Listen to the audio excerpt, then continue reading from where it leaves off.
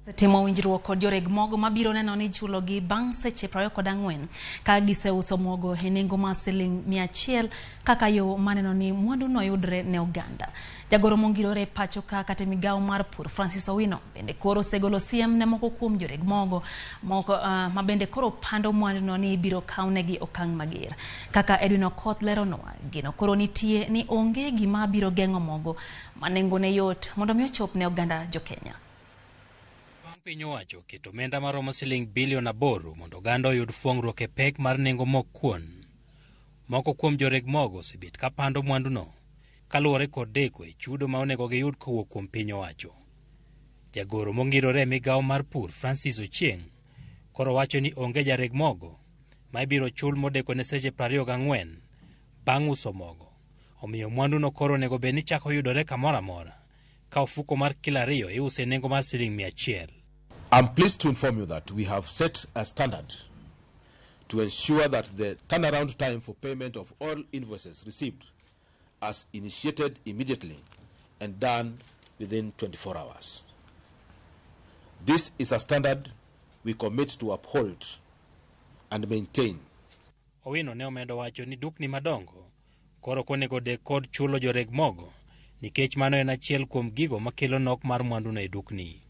Joreg mogo wacho ni winjruok mar chulogi e piny mar seche 24 koro biro miyo gi yot kendo gidhi chako rego mogo maromo jumani. So as the PS has assured us that the payment is within 24 hours, 2 of our members were paid yesterday, I think today or on Friday.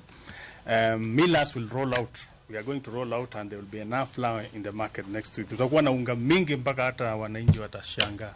Piny owacho bende golo siem ne weg dukni ni biro kawnegi okang' mager ka gipando mogo kata ka giuso mogo e nengo man malo moloyo kaka piny owacho seketo.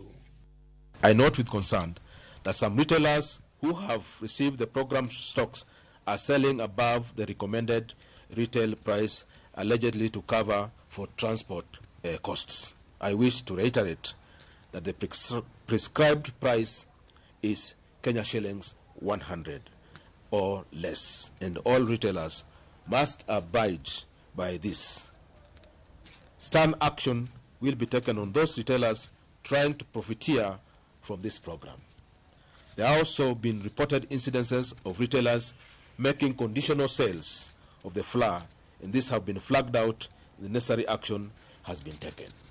Migawo mar pur ne oketo winjruok kod kembe 128 mag rego mogo, kama ufuko mogo mar kilo 2 mane uso Sh205 koro nego us kuom Sh100. Chenro no osemiyo joreg mogo uso fuke mogo mag kilo 2 maromo 86,623. Edwin Okoth, Ramogi TV, Nairobi.